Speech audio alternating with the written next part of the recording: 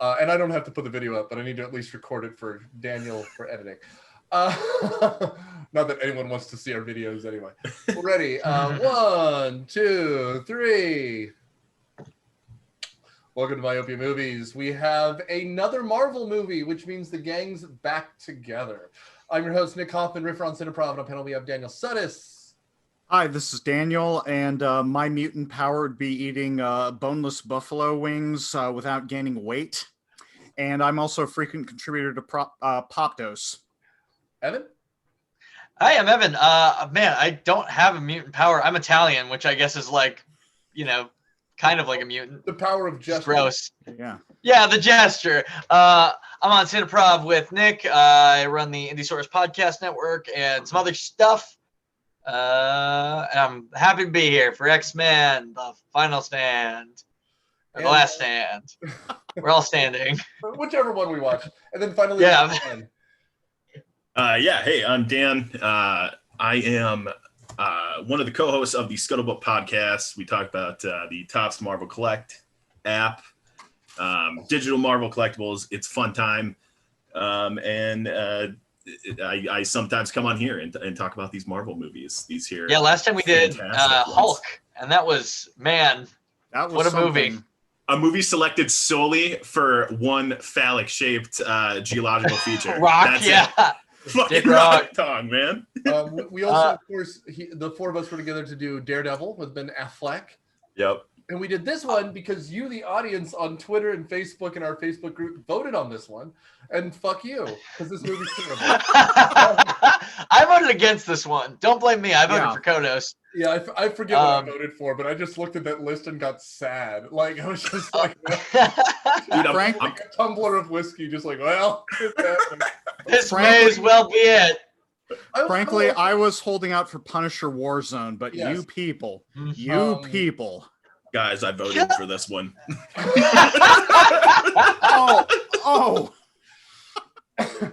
I will say, just because we decided this before we started recording, that next time Dan's on, it's going to be for a good one. So we're going to do the second Sam Raimi Spider-Man. That's my favorite one, baby. Spider-Man 2. The best. I'm so excited. Yeah, it's.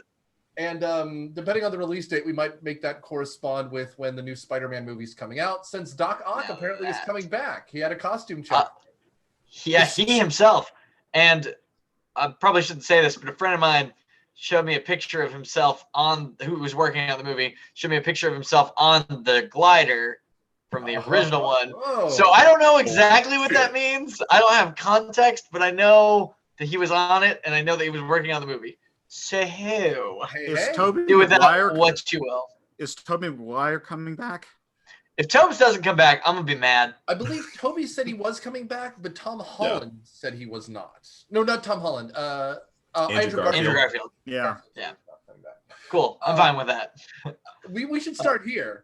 This movie is one of my biggest disappointments cinematically because X-Men is nothing, right? But X2, I mean, I like the first X-Men, but it had no budget. No one thought it could do anything. Then it was. It's like fine, right? It's a fine movie. Yeah. It's fine.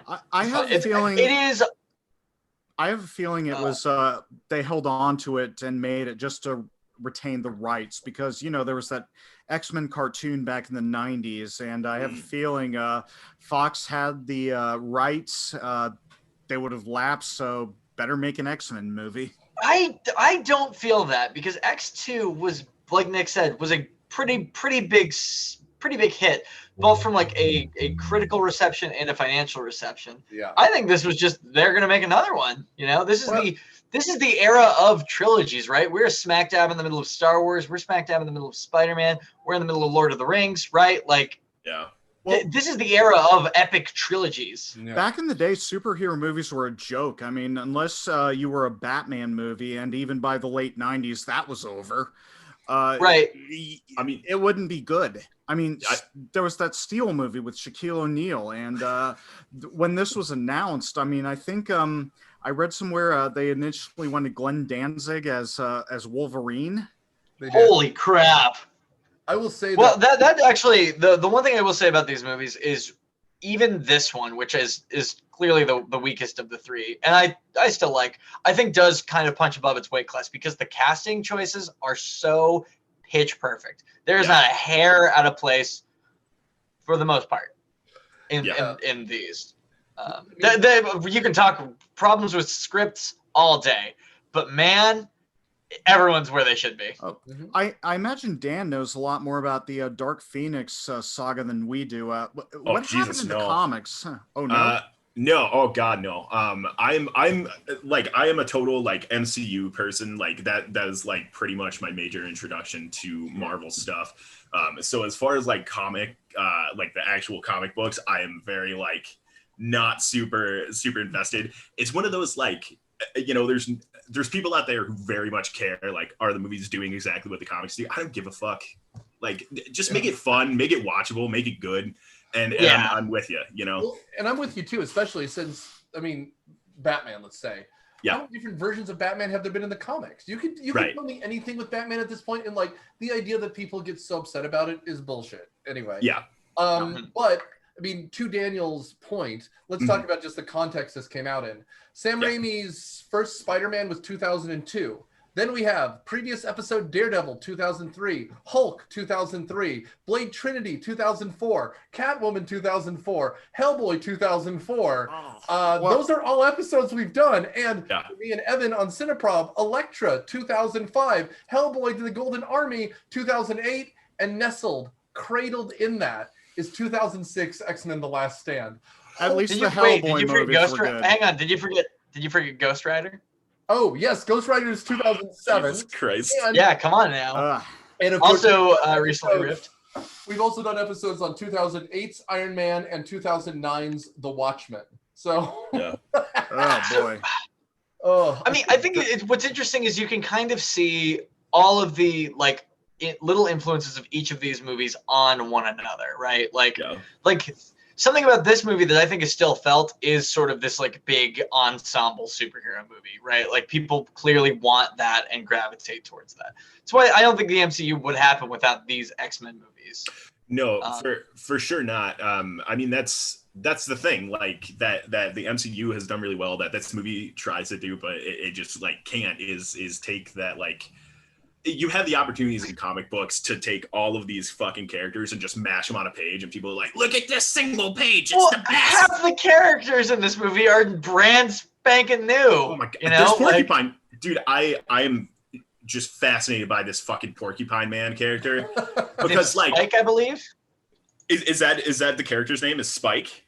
Hang on, I need to check this out because because around the time of this there was there was an X-Men cartoon called X-Men Evolution. Okay.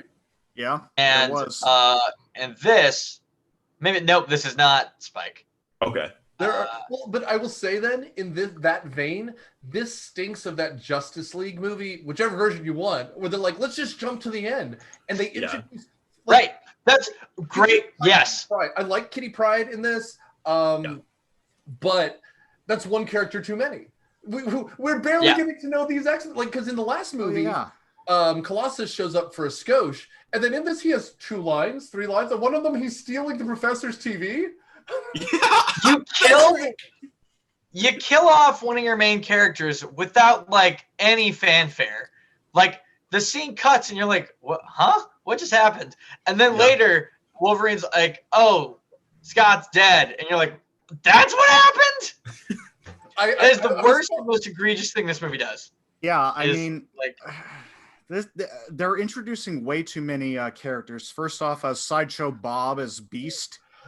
Kelsey Grammer, and more pitch perfect casting.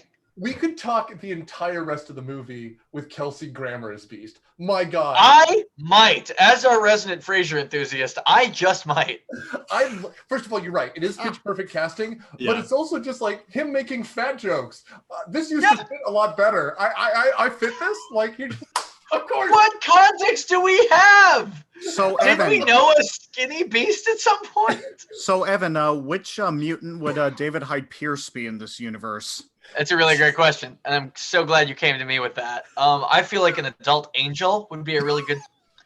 Perfect. Maybe an older Iceman.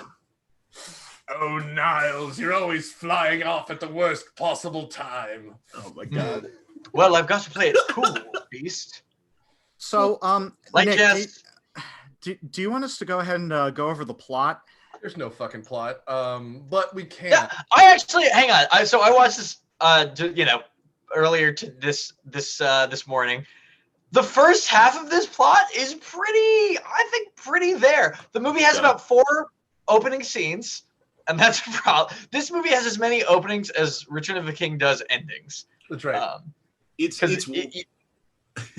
The writing is just like way too concerned with like setting up all of these quips and these fucking one-liners, and it's just like please, can we stop? Like, not everything has to be like we're referencing Wolverine this time, like, just so you know. Like, it's like the Joss Whedon school of just quipping. Fucking hell. God. Yeah.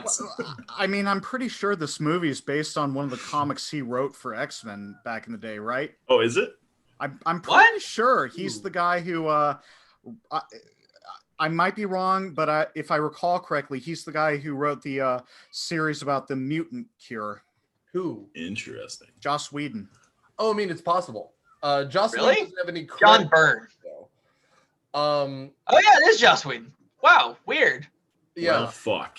The film is based on 2 X-Men comic book story arcs. Writer Chris Claremont's and artist John Byrne's Dark Phoenix saga. Makes sense. Uncanny X-Men 1980. Pretty famous. Oh.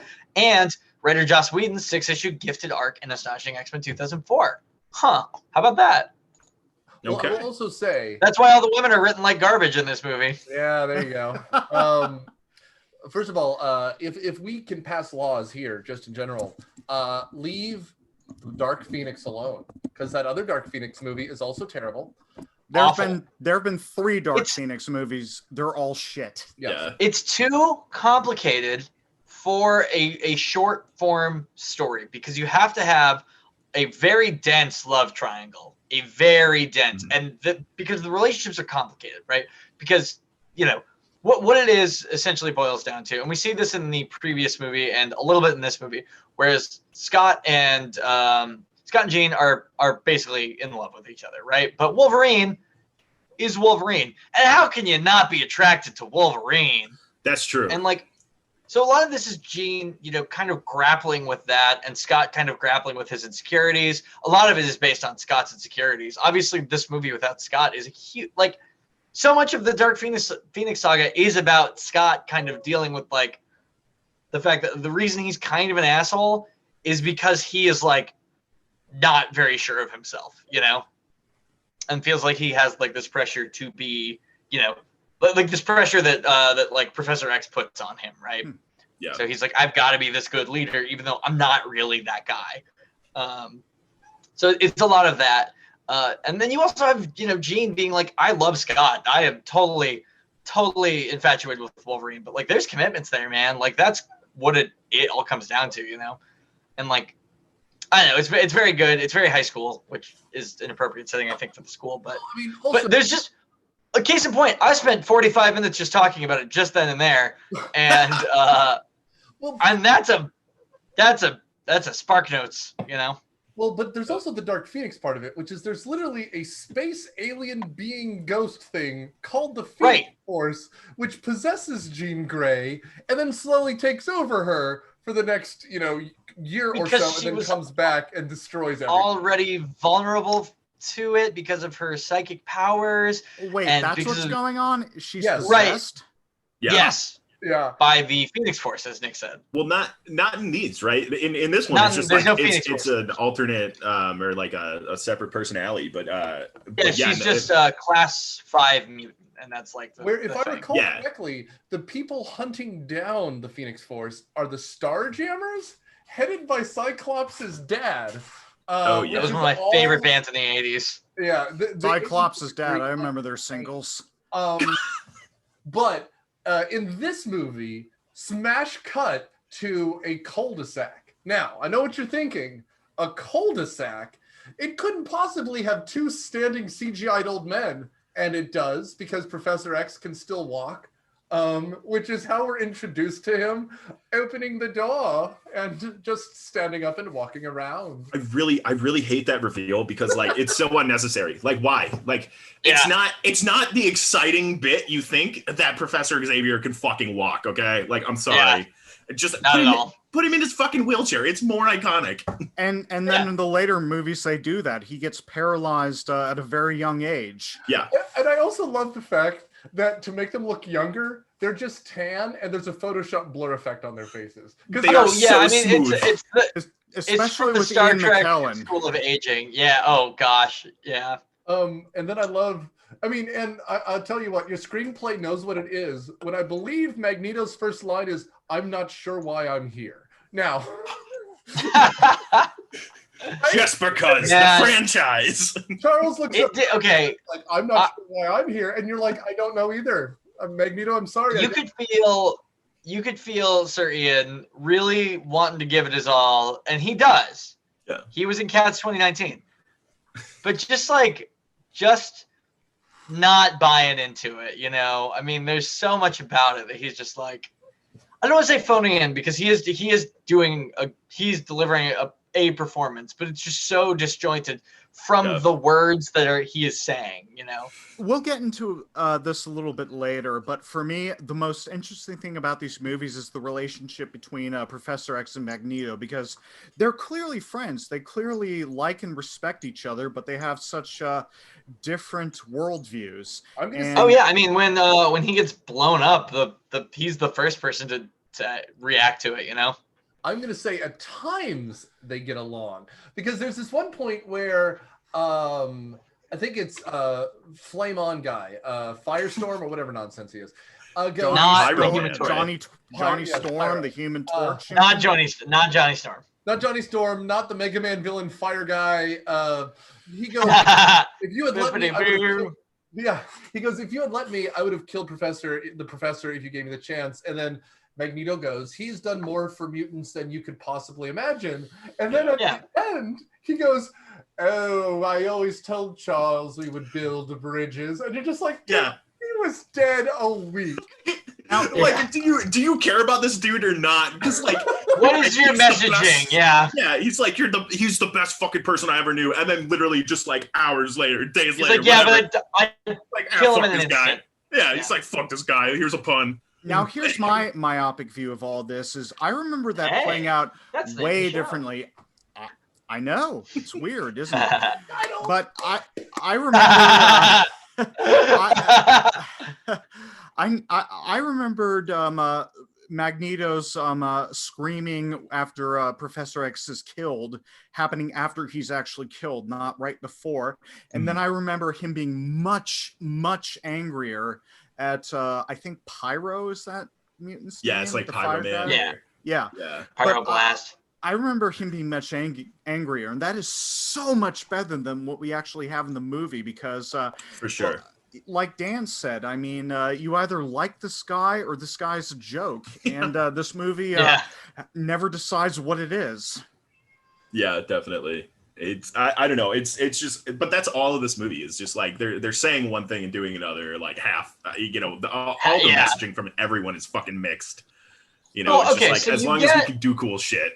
Yeah, totally. It's because you've set up a cool, interesting, like philosophical thing, kind of, which is sort of the X-Men's bread and butter, right? Of this cure, and you know, represented no better than Rogue, who just wants to like hold her boyfriend's hand. Come on. They're doing more than that, man. Yes, come on. Absolutely. Yeah, There's an extended cut of this movie that goes way, way longer. Yeah, that last scene, but they do a really good job of setting this up, and then they don't, you know, they kind of do the MCU thing where they're like, it doesn't matter. The people using it are evil, right? Like the point of this doesn't actually matter because the people bringing it up are bad. And so I think that's where this movie sort of it fails the most, is that you do have an interesting premise that is just like your bad guys just kind of killed the dog, so to speak, and you just kind of wipe any sort of like Here, the philosophical differences under the rug.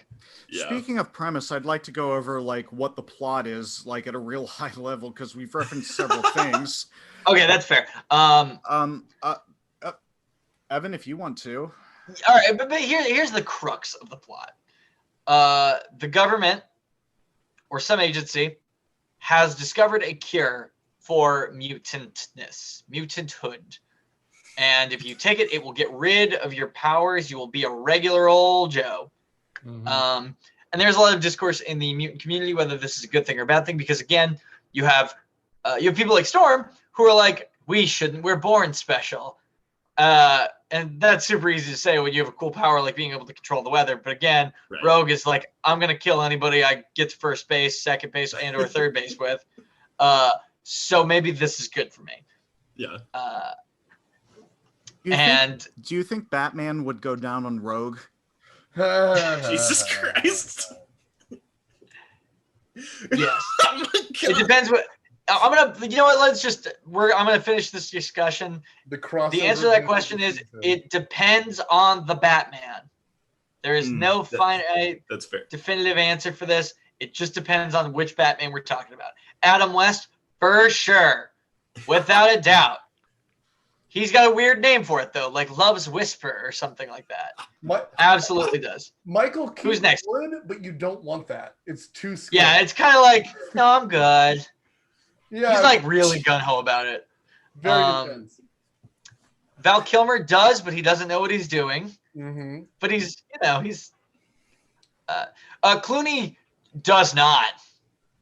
Yeah, it's a hard rule. It's a hard rule with Clooney. It is. He says, that's kind of weird to me, but expects it to him.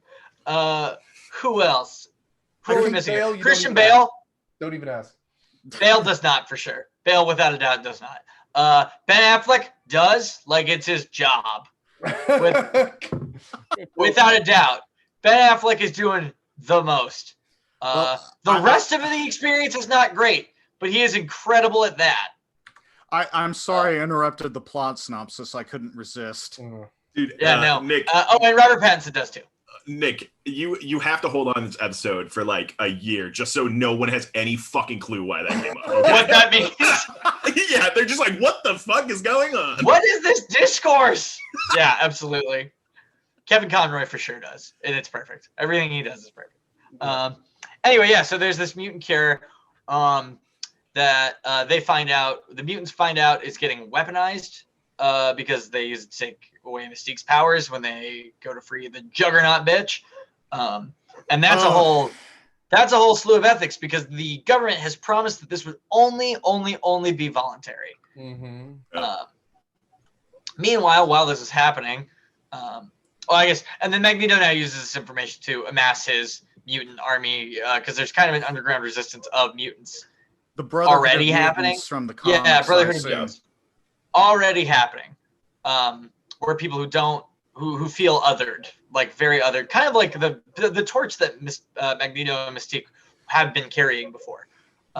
While this is happening, in the previous movie, Scott Summers, the love of his life, Jean Grey, had died. She sacrificed herself to save a plane. A plane with all the other X-Men on it. With all the X-Men, not just the plane. Yeah, it was really expensive though, dude. You can only get like one of those, and then those X-Jets do not come cheap. You tap out that funding. So while that's happening, she is mysteriously come back to life somehow. Scott sees her at a lake where he is having a dramatic scream session, as I imagine he probably does once or twice a week these days. And she kills him. She smooches him and eats his life force. It's not super clear how he dies, but he does die. Vaporizes. Signified by Oakley's tragically falling to the ground. That's right. Okay, so yes, and then she takes the Oakleys. God, I really, really just hated that. Hated it so much. We'll get into the problems with that later because I agree with you, Evan. That was it's the worst part of the movie. Bullshit. Without a doubt, the worst part of the movie. If I had to pick one thing to fix to like really change this movie is that make Scott Summers the main character. Yeah. But I get that Wolverine's the hot hand, right? You got to play the hot hand. Yeah. So she's this super powerful mutant. She's kind of she's not herself. She's got this alternate personality. She's got all these untapped crazy mutant powers. And Professor X is now worried about her. Wolverine's worried about her. After they start to get into it, he's like, whoa, whoa, this is not right. This is not you. So she runs off, and she's kind of the crux of this whole thing. There's a confrontation with her, Magneto, and Professor Xavier, where both of these guys are trying to bring her back to their side. Professor X trying to hurt or save her, basically, and Magneto trying to like recruit her. She ends up blowing Professor Xavier the fuck up, and it's pretty dope, man. I gotta say, it's pretty dope. Yeah. And then all of these events sort of come into, they sort of crash together, right?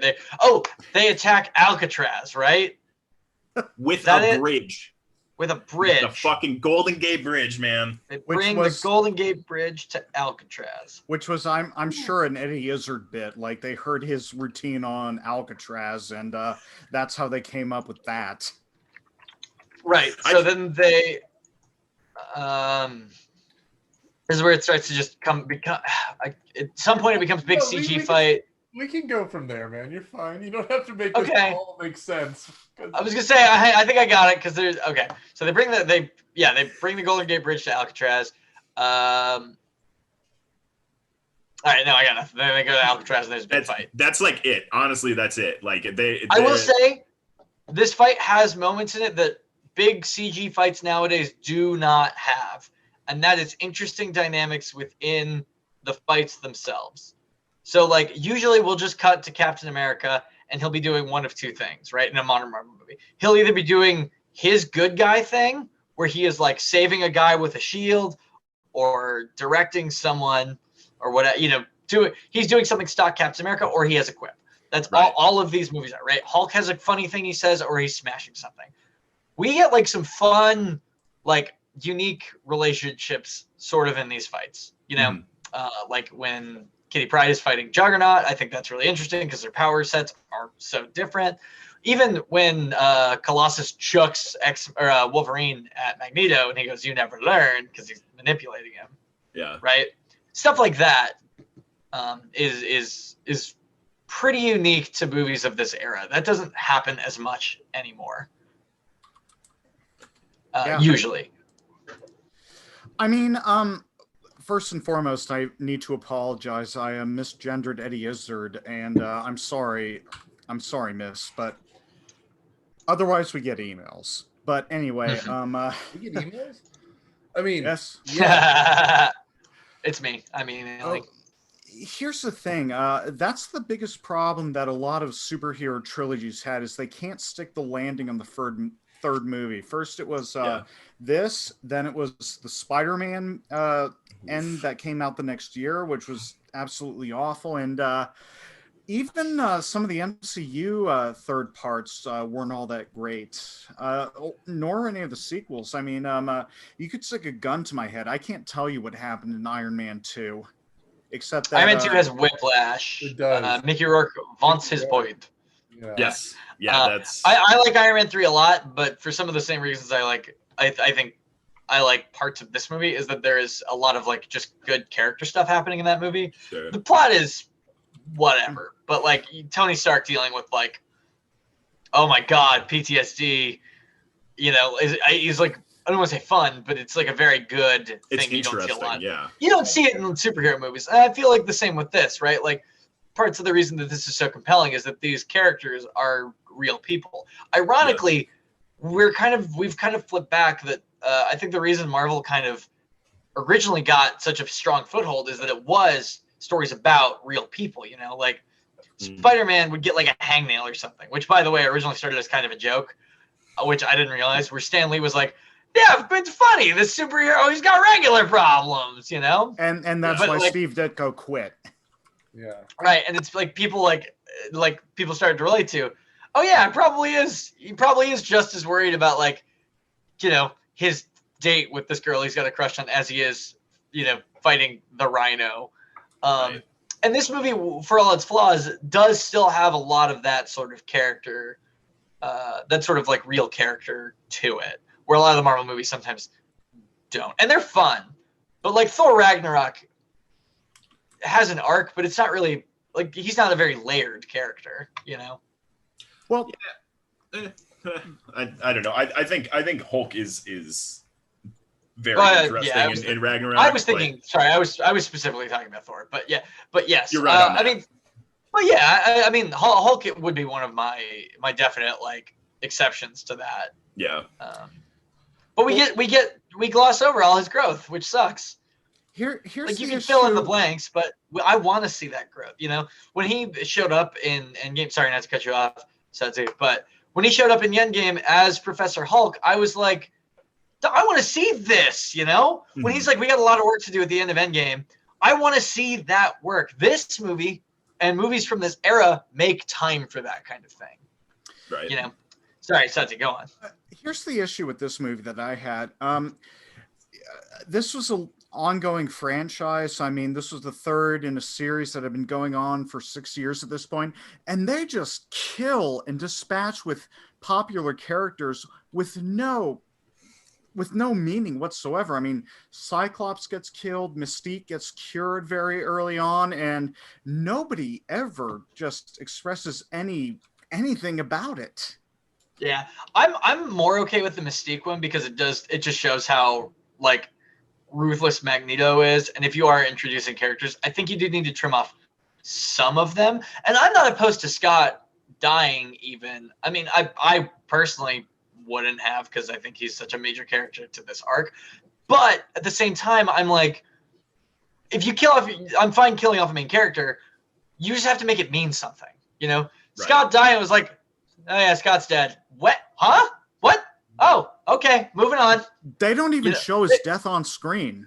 They barely say 2 words about it, you know? Like, it's, The closest they get is when Phoenix kills Professor X. That's almost a good scene. It's not really a good scene, but it's coming just... I think it works. Yeah. I think there's a lot of tension. There's a lot of tension, at least, right? Yeah. But I agree. It is just like a bloodbath. It's really there is a moment in that scene though.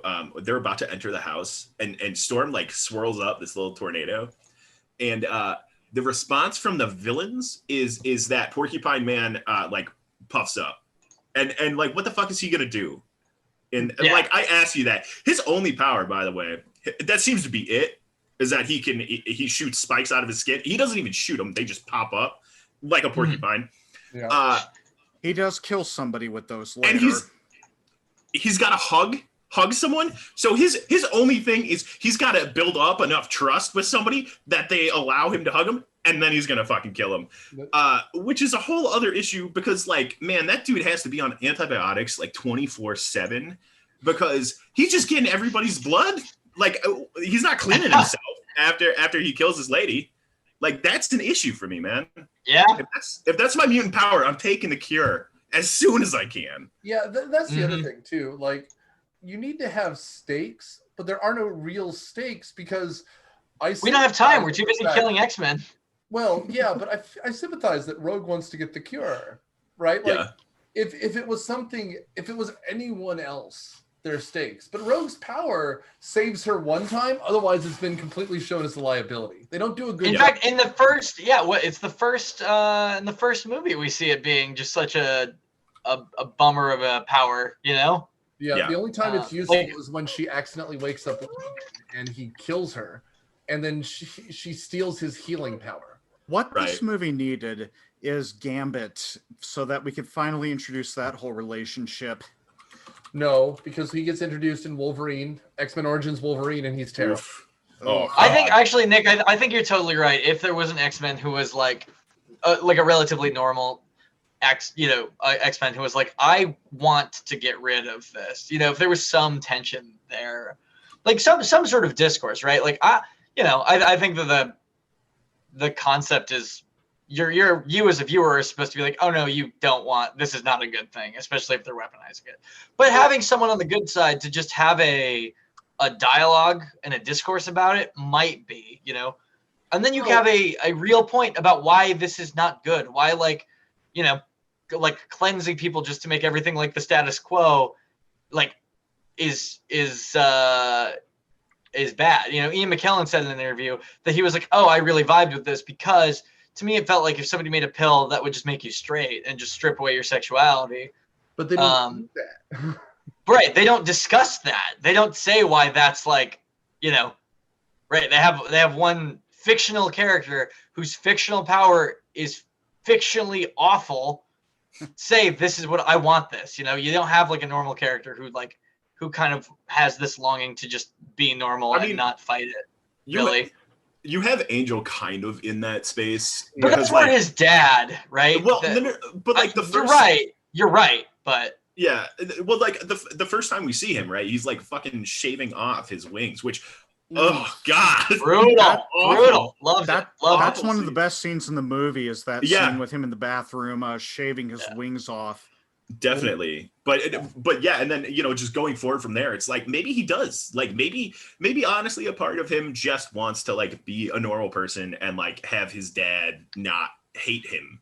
You don't really see that is my problem. Right. No, and I totally get it. And that scene also has other issues where like it's supposed to be a voluntary procedure, but he's being strapped down and like held down as he's like, I don't think I want to do it. And he's like, I don't want it. I don't want it. Not good. Like don't do that. If and you can make the argument that's leading you to understand that it's not a voluntary thing anymore. Like it will be weaponized and stuff. But like I don't know. I hate that scene because like it's supposed to be a voluntary thing. Let the character make the choice, Yeah, absolutely. I'm totally with you. Well, and he's supposed to be our in, but the problem with this movie is that it doesn't. Well, first of all, there's clearly no script, and I watched a lot of the extended scenes because I have this on DVD. There's every scene you can think of that matters. There's two versions of it because they didn't know when they were filming it what version they were going to even show. Really? Yeah. So like, that scene when they're in the underground layer and Magneto goes, you can take this and do whatever you want with it. I can only manipulate the metal. At the end of that, in one version, Phoenix literally just starts killing people outside. And that's why he says stop, because she's killed half of the people in the Brotherhood. That would have been so much better to include in the movie. That's a way better scene. Yeah. I mean, that's one of the most pointless things about this movie is Phoenix, because after she kills Professor X and like destroys your childhood home, she doesn't matter. She's literally just standing there until the third act. Yeah.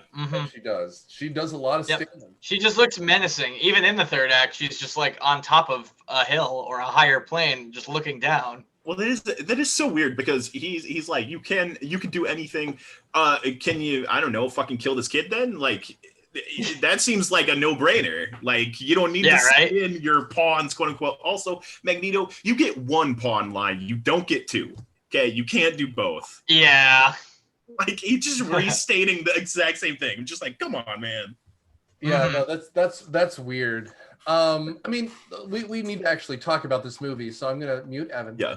That's fair. Strange but fair. No, so we've kind of broken up this scene. The other thing this movie doesn't do very well is actually show action until the end. Now, the end scene we can talk about a lot. It's fine, but like we get the scene in the practice room. For those of you who don't watch the X-Men cartoon, they have this incredible room which can generate all sorts of threats. We actually see a Sentinel. And Wolverine just says, throw me at the fucker. And Colossus chucks him. And then we just see CGI nonsense fall to the ground. And Wolverine. Oh, so bad. And this room, just to be clear, is kind of like a deck where holograms are. It's like a hollow deck. A hologram deck. Yeah. That would be a better name. Holodeck would be a stupid name. Oh, you're right. Well, that's the brand name. That's the brand name. You're not allowed to use the brand name, without paying. And but like what's all stupid about it is we don't see what Wolverine does, and then Halle Berry comes back and she's terrible in this movie. She's absolutely awful in Storm. She has been in all these movies, but she goes like, "This is about teamwork." When the one thing they're doing is working as a team. Yeah. That irritated me so much because literally exactly what happens is like Wolverine's like, we all have different powers. What if we combine them and use them together to take this thing down and just be done with this? And she's like, no, we work as a team. That is what he's doing. He came up with the plan. He delegated actions to specific people to be done to complete the goal of the plan, and they execute it to perfection. Fuck that. Yeah, it's very weird too, because I'm like, well, then what did you want them to do? Because it worked, and it's Wolverine, who's apparently got unlimited power in this movie, which we can talk about. But for Ratner or whoever was doing this kind of thing, he's just the get out of jail free card in this movie, which is ridiculous, especially at the end when it's literally tearing him apart and he's healing faster than he can melt, which is something. Well, that's how Wolverine works. But not that. I don't think it's supposed to be that good. Like, I mean, I could be wrong, but it's crazy in this movie. I've read Punisher comics where the Punisher shoots Wolverine's face off with a shotgun and then runs him over the steamroller. And his healing factor is just whatever it needs to be, it's plot dependent, He's just fine. Yeah, there's one where he brings him back from, like, he regenerates from, like, one cell after getting hit by a nuclear blast or something. I'll talk to comic book fans about it, and they'll be like, yeah, Wolverine, can you believe Wolverine did this? And I'm like, yeah, someone wrote it. Like, it's super. Yeah, absolutely, I can believe that. For sure. And of course, that time, I can believe that. The Hulk ripped Wolverine in half, and then he spent months climbing down a mountain to get his legs back, or up a mountain. It's the Dark Knight. It's the Dark Knight School of Recovery, where you just do push-ups or like other regular workouts, and you heal entirely. Either way, he can survive a lot. Yeah. But that's kind of the thing, and then of course that's when we get Scott, who gets this vision back at Alkali Lake, where the Dark Phoenix is calling him, or specifically Jean Grey, before he evaporates. He has a kind of closeted vision. We should talk about, just a skosh, this Brotherhood of Evil Mutants thing that's supposed to be happening. Sure, yeah. He's building the team back together. We have this weird interaction where he's almost having open auditions. I guess it is like open auditions. Like that scene in Mystery Men where they're just seeing what nonsense will show up. Yeah, now that's the Waffler, the original song, the song that Smash Mouth All Star was originally written for. And also the PMS Adventure, if I remember correctly. It's been a while since I've seen that terrible movie. I watched it with a friend of mine who was like, "Oh, it's really good. This is like a hidden gem," and I was like, "Oh no, is it?" It makes me laugh. I'm sorry. I wanted to like it. I really did. I really wanted to like it, and I was just like, because it's got all the parts for me. Yeah. And Ginny Garofalo and Tom Kenny are really funny in it, and you know. Who was Tom Kenny in that movie? Or I'm sorry, not Tom Kenny, Hank Azaria. Yes. Oh yeah. Yeah, same guy, right? But yeah, and so Ben Stiller has he's just the character that's like, "Don't make me angry," and he's like, "Okay." That's I mean, like a lot of very funny premises in that movie that just aren't quite executed very well. It's like this movie of comedies. We then, and that's when we're introduced to Calypso, or whatever Callisto. her name is. Callisto. Yeah. Callisto, excuse me. Who can essentially has the power of telling you what the back of the X-Men card plays. I detect a level 5. And essentially, Pyro, Callisto, and other people who will get a single line are the characters, including Multiple Man, who I believe has 2 lines, which is "I'm in" and "You got me" are his only. I'm dead now. Lines. They're proven classics. But again, it's a classic of like too many cooks in the kitchen. We don't need half of these characters. But they then, of course, break out Mystique, freeing Multiple Man and Juggernaut in the process. And Jugsy is probably the most egregious of these characters. I love it. Line, I mean, the most famous line in the movie, right? Which comes off the Juggernaut on E-Bomb's World when I was in high school. Yes, the YouTube poops. Oh man, that's what it was a reference to, I think. Taking me back. Yep. It's so bad. I'm the Juggernaut, bitch. But wait, hey, whoa, what? Are you saying that the phrase "I'm the Juggernaut, bitch" predates this movie? Yes, it comes. Yes, it does. By about 5 years. What? Oh my god! Not quite 5 years because YouTube wasn't around then, but yes, that's what they were referencing. Huh. That rules then. I didn't know that. That's so cool. Well, that's great. I mean, it's hokey and cheesy, but what is that from then? Evan learned something today. It was someone who was stoned out of his mind, and he was watching the cartoon, and he was doing a live commentary on the cartoon, and the riff ended up doing a little chunk, and it was like, you're right, it was probably 2 or 3 years before this. But still, before predates it. I assume that the internet videos, just because I did not see this movie at the time of release, and just like was not very aware of the X-Men movies, I just assumed that they were all like, this was very intentionally all of those reference this, kind of the silliness of this line. Well, I mean, that is hilarious. And his sweet naive child, Yeah. Sweet naive child, hilarious. His power is being an asshole in this, and that's kind of it. They break out of jail, they kill some people, and they move on. And we're introduced here kind of to the fact that there's a cure, but the cure is a dude. And so I guess they're just injecting him with blood extract or something. Yeah, I mean, it's also, this kid has the worst fucking bedroom of all time. Like, for sure. This kid's fucking bedroom is just a white room. They're like, yeah, throw a bed in there and some toys. It looks like it looks like the finale of 2001 when Bowman's on his deathbed. That's the room. Yeah, like this kid doesn't even have a fucking chair to play video games on. Like he's sitting on the floor. He does have a brand new Xbox 360. Yeah, well, thank you, product placement. Prominent placement into this, yeah, totally.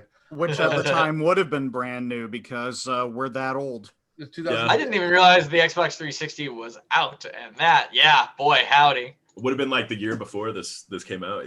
Yeah. Classy. This is classy move, X-Men. Hell yeah. Anyway, so yeah, I mean, like, and that's kind of what's going on here. The problem is there's 9 plots happening at once. We don't know what, because the Dark Phoenix doesn't really matter until she's the like Deus Ex Machina at the end of the movie. Yeah. So most of the movie is about this cure and Magneto being really upset that there's such a thing as a cure for something. And like you said, it's kind of like maybe a metaphor for homosexuality, but I mean, the whole X-Men is sort of a vague. It originally is based on either segregation, civil rights. Yeah, segregation, but obviously there's a lot of like, a Jewish background there, of course, which is a little clearer just because of the Holocaust connection. Which, by the way, they hit a lot in this movie. They really do. Because, like, at one point, Charles goes, Eric, we know a little bit about what happens when there's too much power in one hand, and then they look at his arm. The camera. Twice. The second time. It's because remember he's got the tattoo as well, and they're like, "Where's your tattoo?" And he's like, "Ink will never touch these arms again," or whatever. And he shows the tattoo. What he says was, "A needle will never touch this arm again," which of course foreshadows to the ending where he's injected with the cure via needle. Bunch of needles. He gets 4 times the dosage, and he's still at the end. They're like, maybe he's still got powers. Like, this cure sucks. Yeah, it's not great. Which, by the way, is a bad sign for Iceman and Rogue. Oh my God! I didn't even think about that. That's gonna be. They'll find out. They'll figure it out. All those youngsters, they'll figure it out. Which, by the way, means this whole movie doesn't matter. For sure. None of this matters at all. This is a money making machine, dude, and that's all. That's like, obviously that is what superhero movies are. They're just fucking money making machines. But like, at least like the MCU has taken that and like elevated it slightly. Back when this came out, that's it. It was just like, dude, fucking throw characters that people know on the screen and pay them $1 bajillion, and they will pay us $10 bajillion to watch that shit. Right.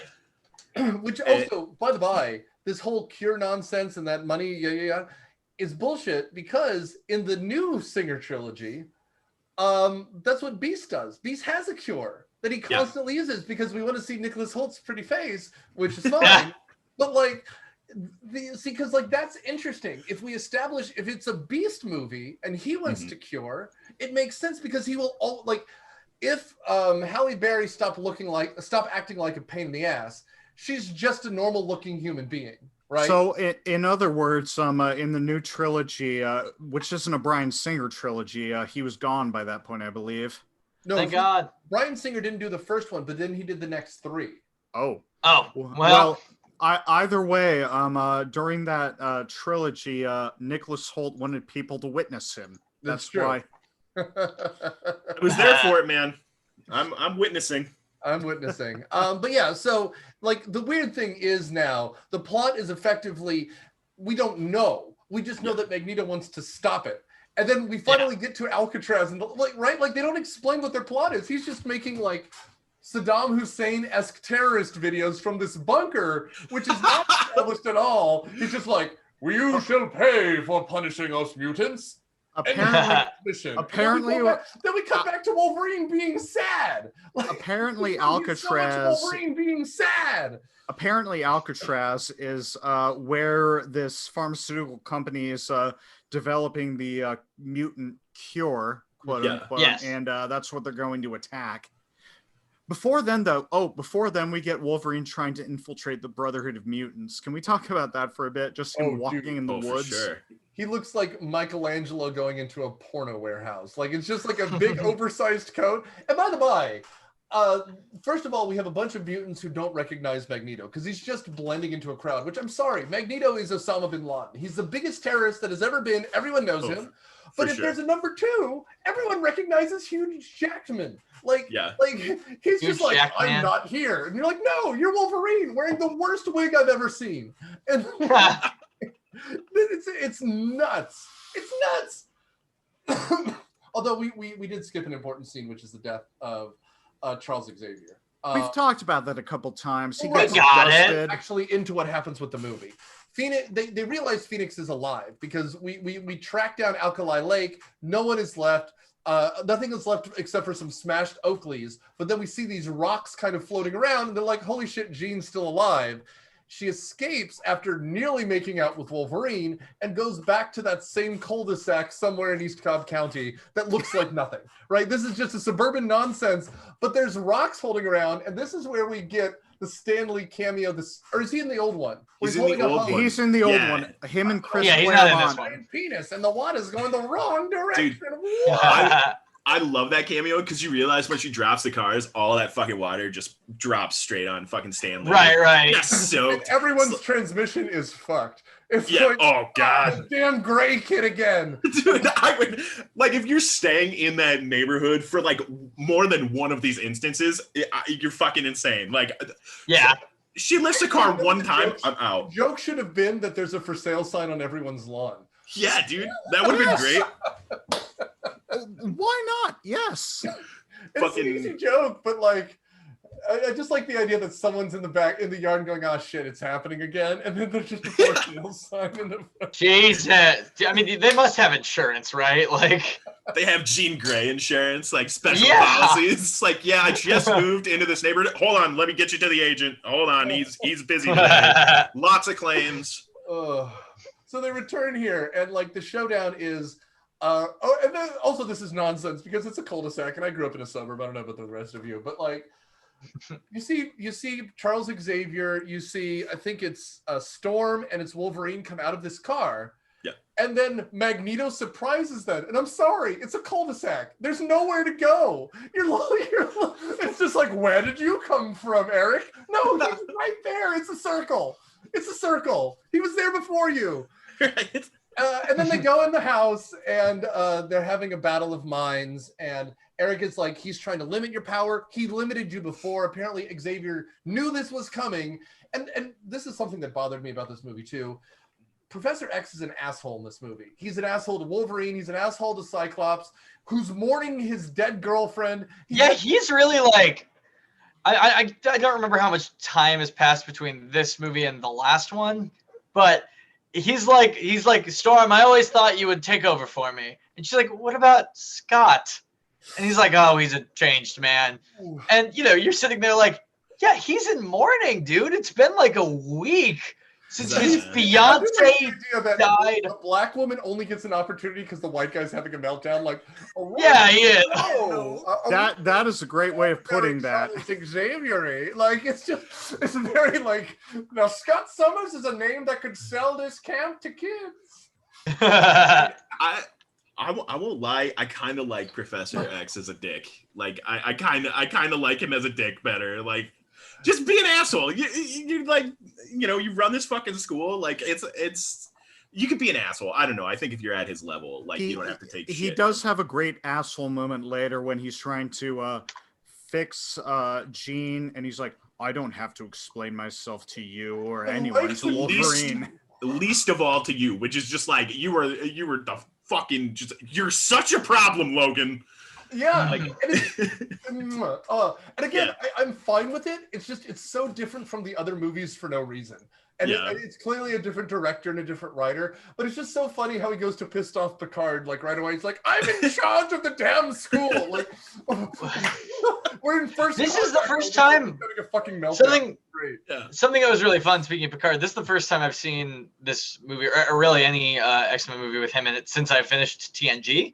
Yeah. Or since I even watched TNG, and what a fun treat.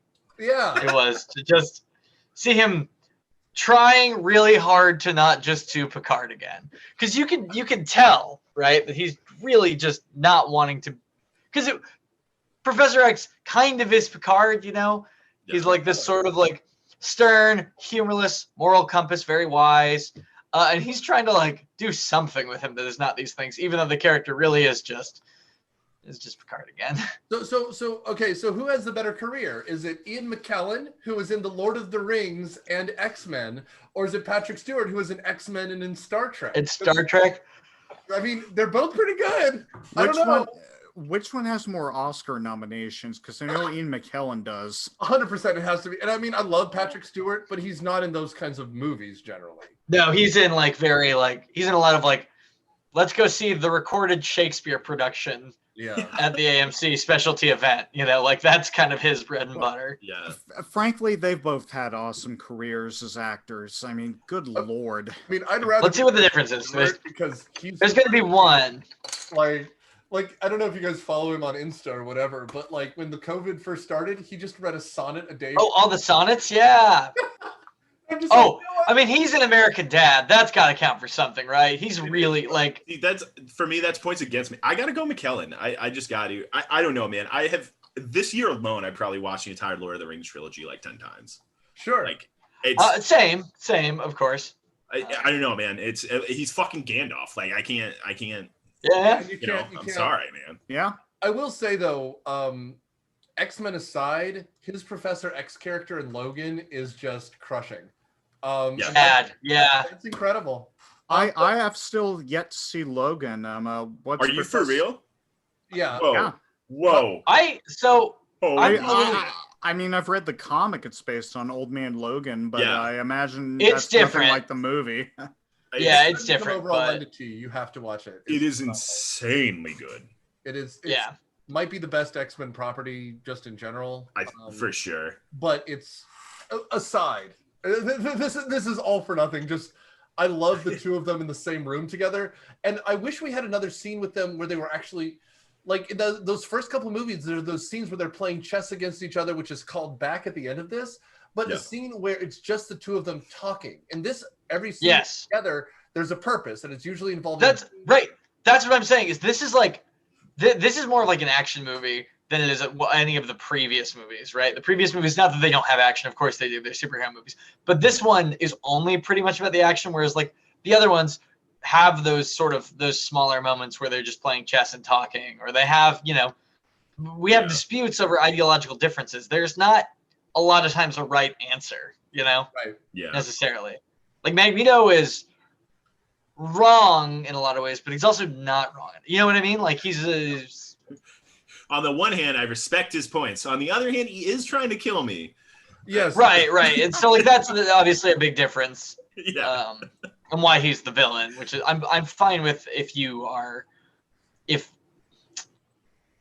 I'm fine with it if you've earned it, I also want to point out one of the greatest casting things in this. By the way, the guy who's the head of Homeland Security, who's talking about actually just using this on all the mutants, is Bolivar Trask, who in this movie is played by Bill Duke, who somehow in the Singer's other trilogy turns into Peter Dinklage. Now, could there be two actors more different than 6'8", built like a brick shit house, Bill Duke turning into Peter Dinklage with a mustache and like a Kentucky waterfall? Because that is something in Days of Future Past. If there is, I do not know it. I mean, but Bill Duke here is just like, you want to emphasize that this is a different timeline? There you go. Yeah, so I was going to say, just in case you were confused with Hugh Jackman being in both of them, no. Bill Duke turns into Peter Dinklage, and that's something.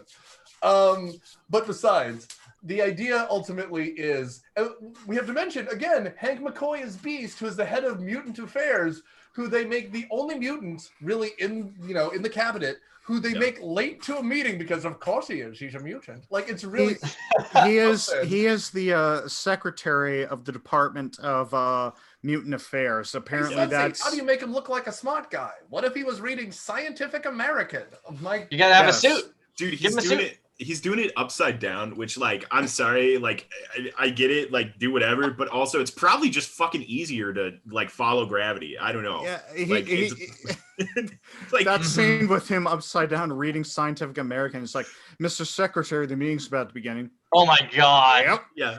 It's like, oh, we have to do something to make him very mutant-y. It's like, he's already fucking blue and hairy. Like, that's good for me. I don't know about you. I don't need a hat on a hat on a hat, you know? Yeah, it's fine. I've seen Tinder profiles that say that. You're already blue and hairy. I don't need a hat on a hat on a hat. I'm changing mine right now.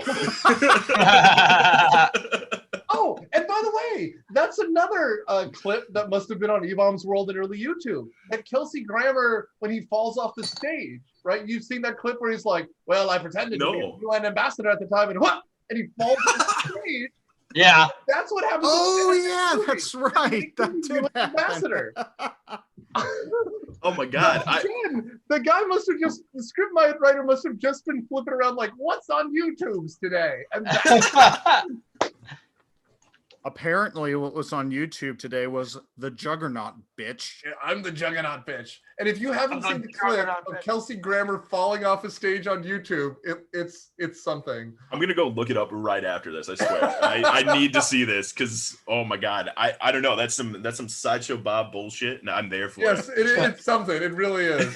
Oh, you know his reaction was after the fact. Oh god! And then he did it again for a minute, and I'm there for that too.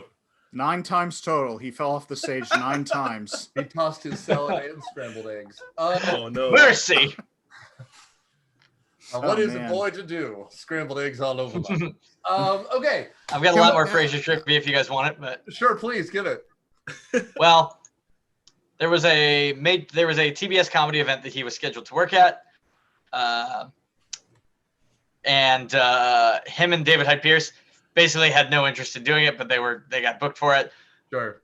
So for him, he was booked for a show where he showed up and played piano, which is very not funny. You can see a clip of that somewhere where he does a song called "Laughing in Rhythm," which is, and I'm approximating, but most of the song is him going, "Laughing in rhythm, ha, ha, ha, ha. Ha, ha, ha, ha. Laughing in rhythm." And he gets the audience to laugh along with him, and that's it. And David Hyde Pierce, who, man, great showman, terrible stand-up, tells jokes and does a stand-up act as if he was Niles Crane, and it's really not great. Oh, no. I got to see that. Oh, no. That just sounds awful. I'm going to be doing a lot of Frasier Googling. Big fan of the old Frasier. Frasier's great. That's kind of fun fact. Kelsey Grammer also played a character named Frasier in Cheers. Total coincidence. Unrelated characters. Yeah, crazy, right? Surely that's unrelated. Surely. Yeah. Well, anyway, can we skip to the end of this with yes. Magneto trying to storm Alcatraz and the army's trying to defeat him, but the Brotherhood of Mutants that he's assembled is trying to, break in and kidnap the mutant child that is the source of the cure? I'm I'm so confused that they didn't anticipate that they would use fucking plastic. Like, I don't know. It's really weird that he's shocked by that. Like, we've gone 3 movies. Yeah. They're gonna figure it out at some point, man. They got it. Yeah. Yeah. Like, come on. We get our Arlie army going like, turn in your metal weapons and any metal you have on you and get a plastic gun. And he goes, learning. And you're just like, of course they're fucking learning. You're the world's biggest terrorist. Like, which also, people are aware of your brand. By the way, question mark at the end. They let him go? Because he's just like playing chess on his own. Yeah. That I don't know. You're so right. That was just like, what, Osama bin Laden would show up in Central Park playing chess? Yeah, exactly. They're just like, pinky swear you'll never use planes again. And he's like, sure. Promise. Prison does not exist for supervillains. Like, it just doesn't happen. In Falcon and the Winter Soldier, like, that's probably the first fucking time I have seen a major like superhero property be like, yeah, these people do go to prison. We don't just let them go. They have to escape. Well, I will say though, in the first couple X-Men movies, that cool plastic floating cell that he did, that's badass. That's such a cool visual in a movie that had no budget. They put effort into that. I want to see him in the floating tomb again. Like, that's neat. Yeah. And in the second one, he escapes by stealing the iron from that man's blood after he gets drunk with Mystique. Dude, like, those are visuals. I don't know why the only cool visual we get is him stealing a bridge like he's fucking Carmen Sandiego. He's very nefarious. I think Gru from Despicable Me has the same, like, evil plot. There are Japanese tourists taking photos of this, and they're just like, what? No one recognizes him. Even with the stupid fucking helmet or without, it's still Magneto. I'd recognize Saddam with a haircut. I'm sorry. Yeah. Like, dude, it's crazy to me that, like, I really hate it, and I know it's one of those dumb nitpicky things, but this fucking bridge still works. When he breaks every single support on this fucking bridge, it just moves it, and they're like, yeah, it's still a bridge though. Like, no, it's not. It's falling straight into the bay. Like, fuck. Yeah, I mean, exactly, and then that's the silly thing, and then of course. This is your third of your 4, your third of 2 pawn lines, where it's like, we send the pawns first. Yes. And then everyone drops fucking dead and he goes, that's why we send the pawns first. You're just like, you lost your entire army. I know you're a class 4 mutant or whatever the fuck Callisto said. He's Omega level. Excuse me, he's Omega level. Wow, yeah, man. They give a lot of terms that I feel like they think have a little more meaning than they actually do. And we're supposed to be like, oh, class 5. Well, you're like, cool, I guess. You know, it's the old Dragon Ball Z thing of like, he's got his power level over 9,000. What? 9,000? Yeah, now, totally, right? It just means that either Simon Kinberg or Zach Penn you need to get for your show, because they clearly just have the cards and they're reading the back of them, right? To be fair, they're not killed. They're cured because all the mutant cures are in the rifles. I mean, some of those guys are dead. Like, they are dead. I'm sorry. Some of those mutant powers have to have been keeping them alive. If your mutant power is that you can shoot fire and also your cancer heals constantly, you get cured, you're dying. Also, like, someone like the Blob, I don't know what his mutant power is other than horrible obesity. So, like heart disease like that. You cure him, his heart just stops. He has a fat heart. That's it. It just pops. And apparently when they quote-unquote cure Magneto, he turns into an old man because he gets all, like, wobbly on his feet. So yeah, man. I don't know what's going on with He's doing this, like, arm-shaking thing. It's like, what? You can't control metal anymore. You're fine. Fucking stand up.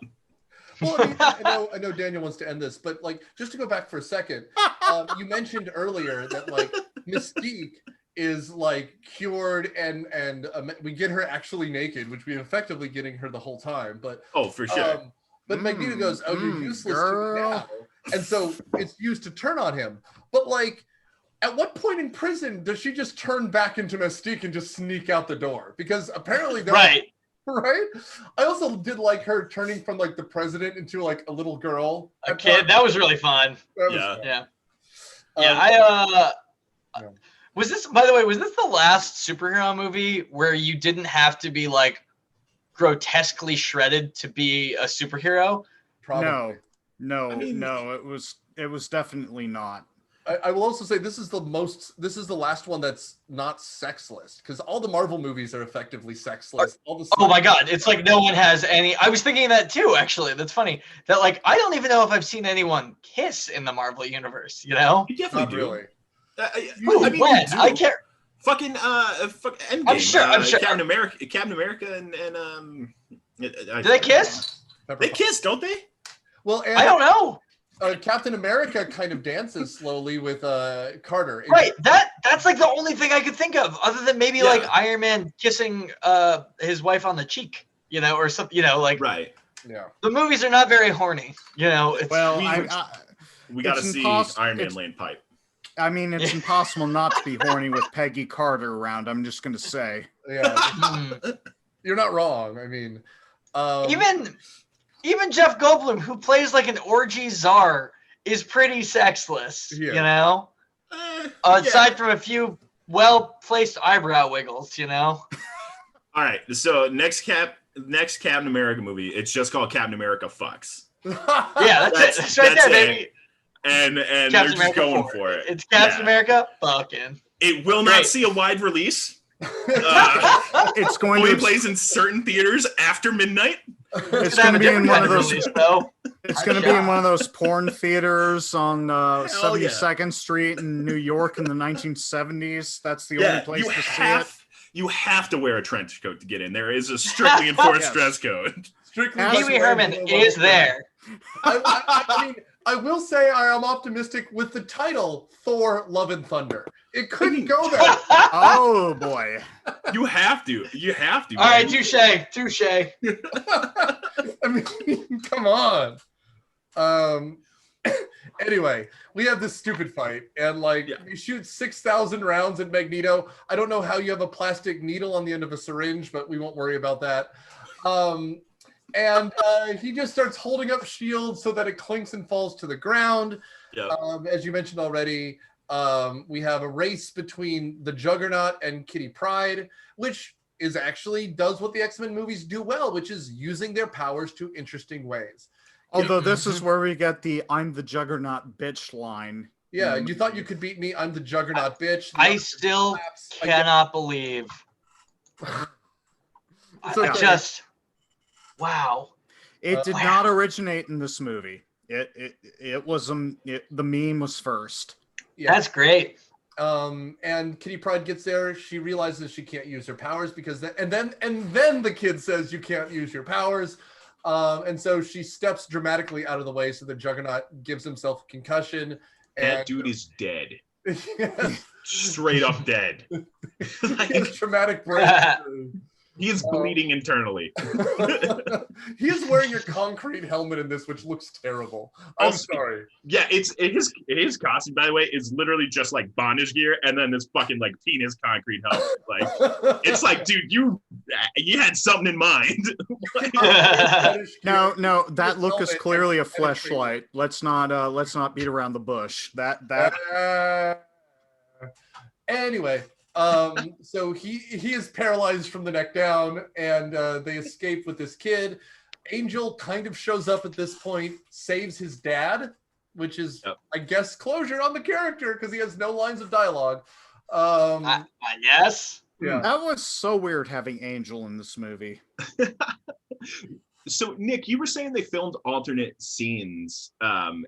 I wonder, did they film an alternate scene when Angel jumps out the window in which he passes by Jimmy's window, thus rendering his wings useless and just plummets straight to the ground? Because I want to see that. Oh, that'd be so funny. So do I now. So do I. Love that scene. Just wings fall off. Splat. Dude, it's a majestic kind of wingspan, plays, majesty happens in the soundtrack, and then he plummets like fucking Icarus to Earth. Oh, that would be something. Fantastic. Yeah, that would be great. There's just a guy with a broom sweeping him into the ocean. Like the end of a Rocky and Bullwinkle sketch. Jesus Christ. But yeah, no. So at this point, They do the beast thing. He stabs him from behind. McKellen loses his powers, and he kind of scampers away. Like, it's a very unexciting end for Magneto. Yeah. That's the biggest problem with this movie. There are so many characters who get such piss poor farewells because this is supposed to be the end, right? It's literally called The Last Stand.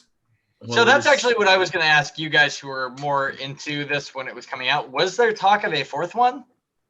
I don't think so. Like, because this one even did it did okay in the theaters. It cost like $200 million to make, 210. It was the most expensive movie at the time it was made, wasn't it? Yeah, and really, it made back 400. That's not counting advertising. So I imagine another 50 or so 60 probably advertising. Yeah. So it made its money, but barely. So I honestly don't know. Like, I think it felt like a lot of it was setting up for a sequel, but maybe I'm just sensitive to that because everything is now just setting up for a sequel, you know? I mean, if it feels like it is, because, you know, our last scene with Magneto is like, oh, he's like, the franchise is still alive. Even the Stinger scene is like, you know, Professor X is still alive. That's more what I was talking about rather than because the Magneto thing could just be like, this is just the status quo. Like, here's just maybe a hint at the future of the character. But the Stinger was like, oh, this is so okay. So this is what it felt like something to explore instead of, I mean, you know. The way I remember it is after this movie, they were going to start doing those X-Men origin movies. They were going to do the same. Oh, I didn't see. That was my first X-Men movie in theaters, unfortunately. Yeah. Because like they were going to do Wolverine, and if I recall, there was one in development hell for Magneto, and then the idea was they were going to do something akin to like one of those weird CW Flashiverse kind of shows with the new X-Men kids getting back. Like, that's why it was such a big deal that at the end, you know, Patrick Stewart is out of the franchise, Ian McKellen is out of the franchise. The only one left with any name recognition really was Halle Berry, because remember, Wolverine was about to get his own movie. So like that movie was terrible, and that idea immediately collapsed. Who was it? Another Wolverine movie out of it, though. I remember when that happened, Nick. All the origin movies were going to come out, and that's how they were going to continue it. And then Wolverine came out, and it just, no one liked it. And then they did First Class in 2011, and which was going to be the Magneto movie, but then they decided to combine the Magneto Professor X movies together, I guess. Yeah. Which then became The Wolverine, which is the one where he's in Japan and loses his powers briefly, which is better than Wolverine Origins, but that's a pretty low bar, don't you think? Exactly. No. Doesn't he survive the Hiroshima bombing in that one? I believe he does. Does he? Yeah. Fuck. Wow. Yeah. Oh man. Wow. Yeah. Guys who know from the comics, Wolverine's super old in the comics, correct? Yes. Also in the movie. Okay. All right. Because Beast definitely has a line where he's like talking to him like he's a fucking kid. And I'm like, why? Like, what? Wouldn't he know that Wolverine's like fucking 400 years old? He fought in the Civil War. Like, he pulled rank. I'm sorry. It's like he had bone claws. That's right. Oh yeah, that's the best part of that movie. Yeah. Of the origins, which is, you know, again, not very good, but that should not be the only thing you learn.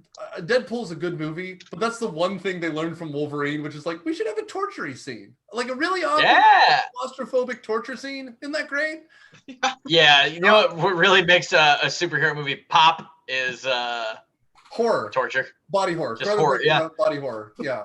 Well, so something else that, like, I don't know, that I feel about this, I liked about this movie was that it was not an MCU movie. You know, this felt more like it was trying to replicate The Matrix rather than any other superhero movie. You know, like it was very like, I don't know, it just felt like it was a blockbuster movie, which again, and maybe just me, but I really kind of associate this with that era of like these large fantasy epics, because it is pretty off of like people trying to replicate Lord of the Rings, right? Which was kind of both this like big epic critical darling and also a huge, you know, it was a fantasy movie, right? It's so you have like people trying to treat it kind of like that, you know.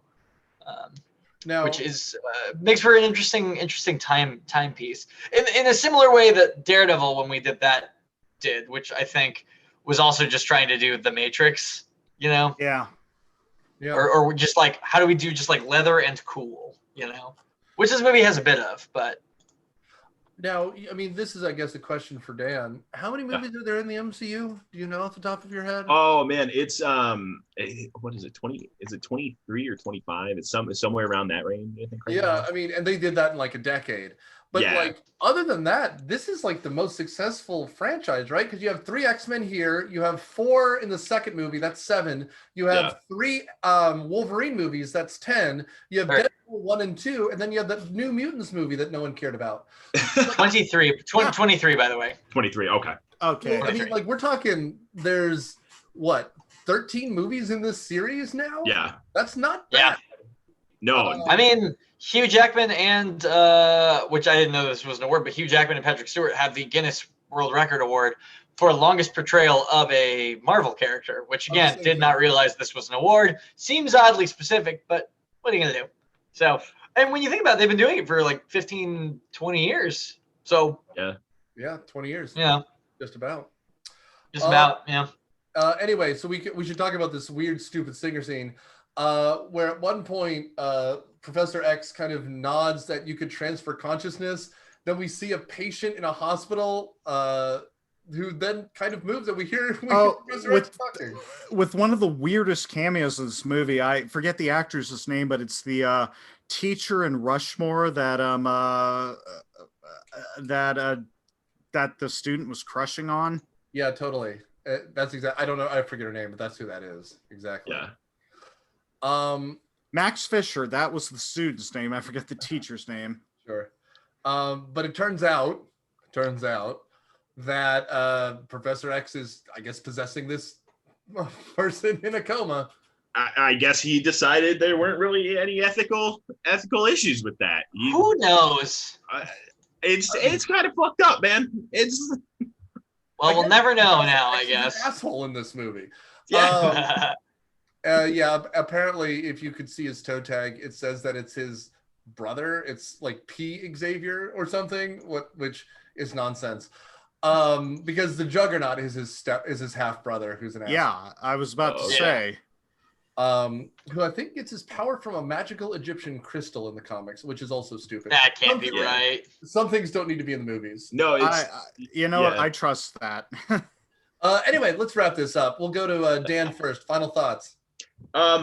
It's very, very light recommend maybe for me. Like it's okay. It's stupid. It doesn't make a lot of sense. But there's a lot of stuff happening on the screen, and if you're a couple beers in, you're gonna probably enjoy that. I don't know. If you're watching all the non MCU Marvel movies, it's probably one of the better ones. It's certainly the best one we have covered. I think the four of us. So. Well, I definitely agree with that. Yeah. Evan, go ahead.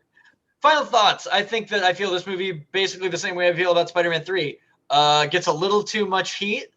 And is best enjoyed in the context of the trilogy itself or watching with a couple of beers and a couple of pals. Not awful. Not great, but, fine. Does the worst stuff in this movie is, how do I put this? It is better than some modern movies, some modern Marvel movies, I think. Yeah. Not all of them, mind you, but, Right. Good. It gets too much heat. That's, yeah. Daniel? The first act is actually pretty interesting with the mutant cure, the new characters that they introduce. All that's actually pretty cool. And the second X-Men movie is one of the greatest superhero movies of all time. So this had a lot to live up to, but it tried up until Dark Phoenix gets introduced. And once that happens, this movie is just off the rails. It's crashed. It's like that Miami condo building, basically, is what happens after that. Topical. Yeah. And I wish it was otherwise, because this is a great franchise, at least at the start. But I don't know, especially in the third act, where it's just utterly stupid, with the Phoenix just standing around there. Like Evan said, get a couple beers, you might like it. But overall, I can't recommend it. Yeah. my final thought is it doesn't know what it's doing. It's not bad. It's just, and you're right. Like I'd watch this over Thor 2 in a second. I'd watch this over like a handful. I mean, it's just back then it was the first real superhero movie that I saw that disappointed me. Now there's a lot of them. So there you go. But like, I didn't even get into all the weird counter, like at the end, like you have the scene where Rogue is holding Bobby Drake's hand. It's very sweet. There's an alternate take where she has a glove on and she didn't get the serum. And you're just like, if you can't decide that, you don't have a script. If the whole thing is her internal conflict, yeah, there's nothing here.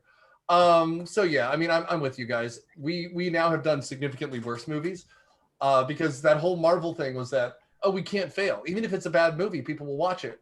Turns out that there are some movies so bad that people won't watch, and they had to learn that at least it has to have that Disney kind of like, well, it's a movie by committee, but at least it's passable. This movie risks, and unfortunately, they focused more on the special effects than they did the story. And so this movie is instantly forgettable. If I didn't have notes in front of me, I wouldn't remember half of this nonsense. But You're not in the wrong. meantime, Dan, plug your show. Oh yeah, it's the Scuttlebutt podcast. It talks about the Topps Marvel Collect app, which is a bunch of digital Marvel collectibles, trading cards, and whatnot, that sort of thing. The app is free to play. So is our show, because we're on, like, we don't charge anything. So is the app a game? Is it a game, or is it just a collectathon? Collecting, yeah. You open packs and that sort of thing. Yeah. A lot of people got into it during the pandemic because you're stuck inside. I'm a big TCG fan, and that exploded over the pandemic. So I imagine the same thing. Yeah, for sure. It's a fun time. Just kind of play around in it and trade cards like you're a fucking kid again, I guess. So. Love it. And Evan and I are in Cineprov, of course. We do free events on the Facebook group. But also patreon.com/Cineprov, and we have riffs and stuff up there. We just riffed for the show Space Jam 1994, whatever the original was. 96. And EO for our short this month, because that was awesome. Fitzy used to be one of the hostesses for the show back in the 80s. So yeah, I used to be a child who enjoyed Space Jam. So nice. A lot of rich histories here. That's right. So Evan, why don't you plug your show? Yeah, I do a show every Wednesday night called Questionable Counsel. We take your questions and we give you, advice. Results may vary on them. It's really very heavily inspired by none other than Mr. Frazier. So check that out, and check out the IndieSource podcast network. You can go to indiesource.com or IndieSource or discord.com/IndieSource. See what's going on there. A lot of fun stuff. We do, community nights. We do extracurriculars, like we have a One Piece book club, which is a long-running manga series, so make it a little more digestible. We have a fighting game club, lots of fun stuff like that. So if you're interested in any of that, I suggest go checking that out. But I've been Evan, and also Cineprov as well. Yeah, and search for that video of Kelsey Grammer falling off a stage. Mercy. Thanks, guys. All righty, let's end this recording. Thanks, guys. That was